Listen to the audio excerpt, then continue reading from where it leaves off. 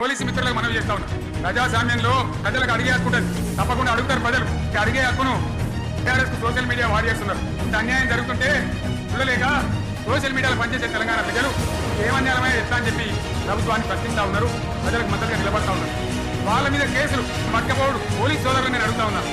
ఈయనెందుకు దుంకులాడుతుండే నాకు నచ్చింది ఒక్కరు చెప్తున్నా, నేను గ్యారంటీగా పోలీసు మిత్రులారా ఇవాళ పోయి రాత్రి మీ డైరీలలో రాసి పెట్టుకొని 100% ఇలా తెలంగాణ చెలరేగిన పరిస్థితికి మళ్ళా వచ్చేది టీఆర్ఎస్ గవర్నమెంటే.